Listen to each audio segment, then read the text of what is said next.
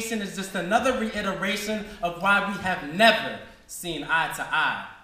It's like our calls always miss one another and we do not check our voicemails. And when I take the face-to-face approach, my words stammer out as antonyms, the opposite of what I'm trying to convey. Like knives, we cut each other off with sharp thoughts, ultimately exchanging empty blows but never following up with the final strike.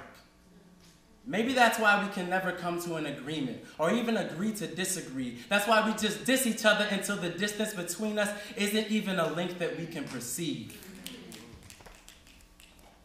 When I do reflect on all the facts, cracks, and foundations built and torn in our relations, they say distance makes the heart grow fonder. But distance only widens the cracks that we first fell through. But now, what are we now but drones, programmed into the same routine? How does it become so mindless?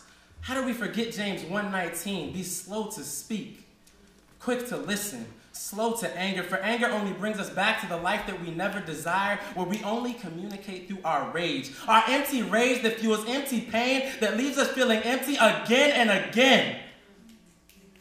When did we leave brighter days? When did we throw away prosperity? Like the people in Egypt who wandered in the wilderness for 40 days. How long will we cry out in bondage when in fact we are free?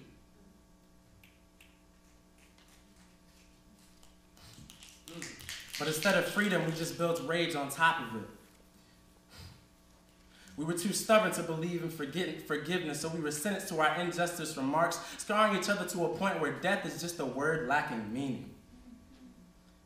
I keep trying to repeat proverbs in my head. The tongue has the power of life and death. So please, somebody tell me, how much longer must we suffer? How much longer must we suffer?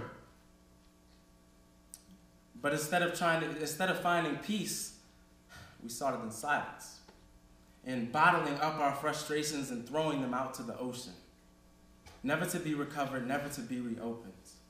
But we forgot that redemption was right next to us. Next to our anger, on top of our pain. Too bad we were blinded by redemption. We were blinded by our anger to look for redemption.